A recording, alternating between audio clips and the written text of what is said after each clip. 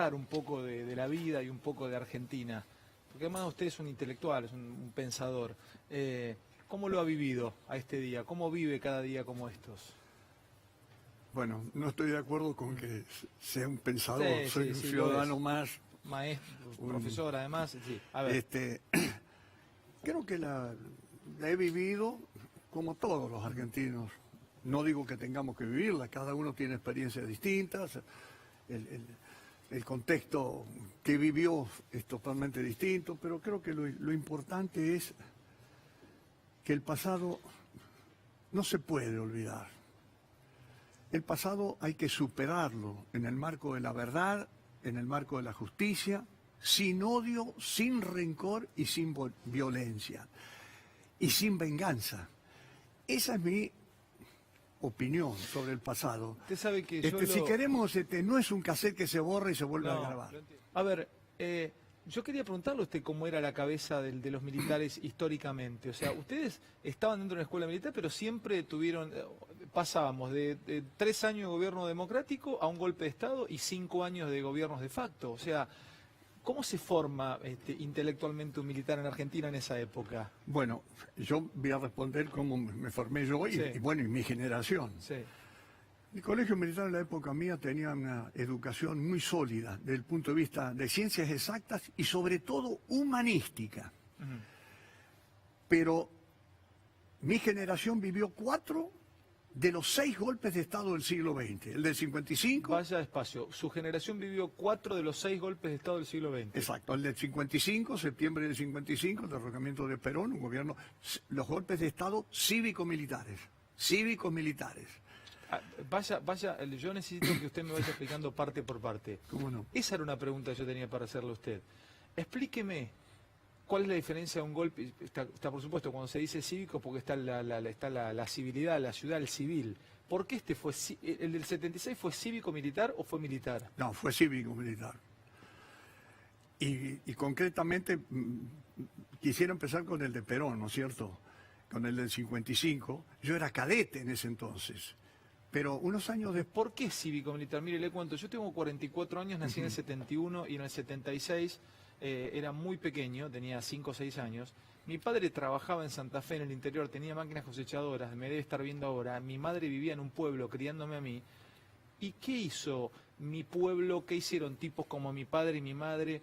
O sea, yo no puedo tomar a mi padre y mi madre como golpista en el 76. No, por supuesto, no todos fueron golpistas. ¿Qué parte de la sociedad fue golpista? Una parte de la sociedad, y me refiero concretamente a sectores políticos de distinta ideología, del amplio espectro político, de la extrema derecha a la izquierda, al comunismo. Estuvieron presentes en todos los golpes militares, favoreciendo el golpe, empezando con el golpe de Perón. Hubo sectores políticos, empresariales, sectores me refiero. No todos, sí sectores. No todos. Sí.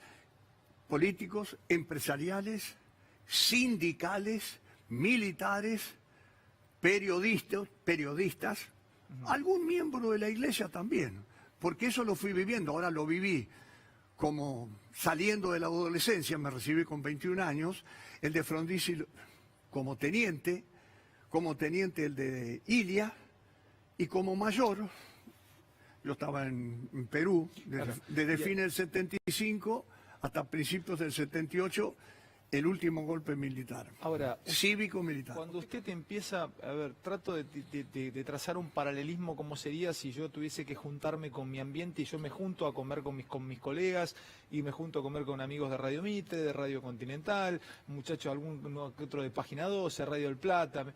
Y ya sabemos, entendemos entre todos nosotros qué está pasando en nuestro medio. No sabemos la letra chica, lo que ocurre, pero sí estamos al tanto de lo que pasa en cada lugar. Ahí se entra a dar cuenta que se cometían las atrocidades que se cometían, vuelos de la muerte, torturas, apropiaciones de bebé. ¿Se da cuenta ahí, se empieza a parar la oreja y se da cuenta cuando llega a la Argentina o le costó tiempo darse cuenta? Porque también lo he escuchado en alguna declaración que usted se sorprendió con todo lo que pasaba. No solo Balsa se sorprendió, muchísimos del grado mío también. Es interesante su pregunta, voy a intentar responderle. Y hablo sobre todo por el ejército, porque creo que la Armada y la Fuerza Aérea fue distinto.